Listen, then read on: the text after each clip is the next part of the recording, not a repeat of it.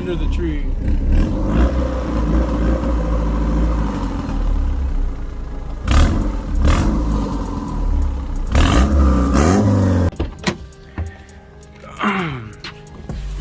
Just brought this thing inside. There goes the Lonely Tercel. So here's the plan. I kind of want to sell that Civic for like 3,000, you know, because I mean a Civic would cost like what, 2K to 3,000, just a Civic. Now that bitch got a turbo in it. It's somewhat reliable, you know. You could daily this whole under 10 psi as long as you maintain it, change the oil. Whoever buys this bitch is gonna have to fucking get a new oil pan and retech that bung, because that bitch leaking. Only a little bit though. Like it drop every like, I don't know, every something, but it's just like a little drop. But what we're here for is FMU. So look, when you start off with your car, turboing it, you're gonna need to add fuel for the freaking air that's being added, right? So somebody told me they want to run about 3 to 5 psi. If you run like FMU will be reliable from up to like, I'd say 8 psi. Anything over 8, it'd probably be, you know, sputtering a little or something. But all right, so you have a FMU, right? If you're running a 12 to 1 FMU, there's different kinds of FMU. There's a 12 to 1, there's a 8 to 1, there's a 4 to 1, I think. Those are the only ones I know of.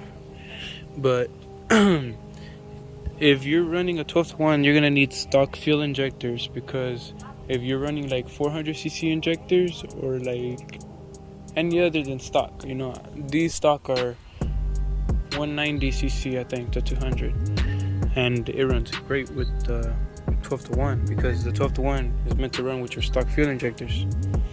Like over here, whenever I go over 10 psi on the boost, the fuel injectors run out of fuel. Like they can't go no more. They kept out 100% duty, whatever, and it'll start bogging out, and that can fry your engine.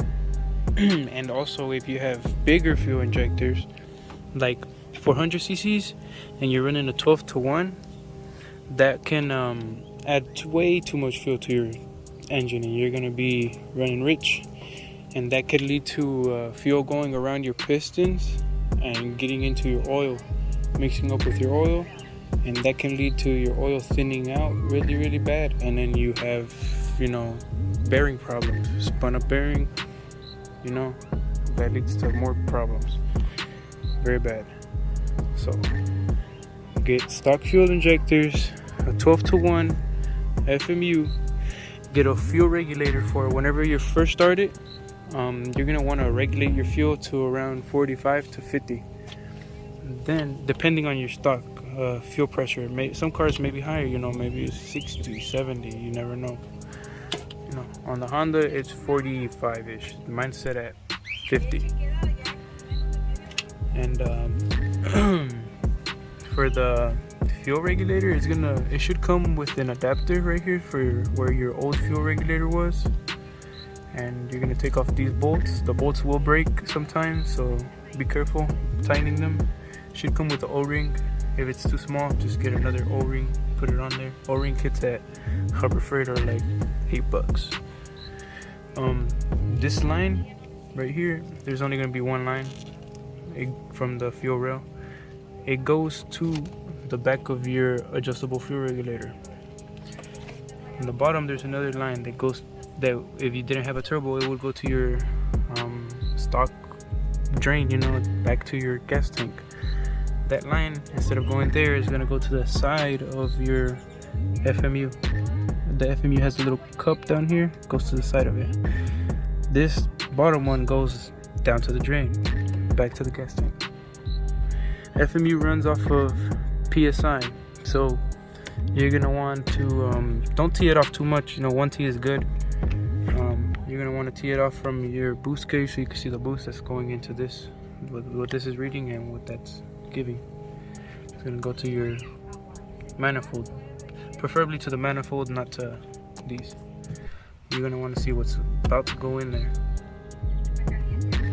But yeah, whenever this thing sees more than vacuum, because you're gonna be running and it's gonna be vacuuming, you know, you're gonna be vacuuming. Once it goes over the vacuum, if you have a good enough intercooler like that big motherfucker that I got, now it goes straight to zero, you know, zero vacuum, straight PSI. But yours, if you have a little intercooler, if yours just starting off, it's most likely gonna vacuum a little. Whenever it's in vacuum, it's running normal, like a normal car. This isn't engaged.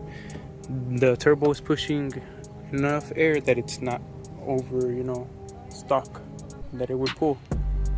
Once it starts pushing more, it's gonna read boost. Then this, a disc or something's gonna happen inside of this that's gonna let it give it more fuel to the injectors.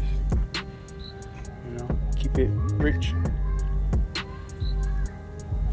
If you change your fuel rail, I doubt it will affect it as long as it has, you know, a little thing for the fuel regulator. It should be straight. Just remember, stock fuel injectors if you have a 12-to-1, unless you have an ECU to tune. If you have 400cc injectors, you're probably gonna need a smaller disc in there, the one that clamps down to 8 or 4.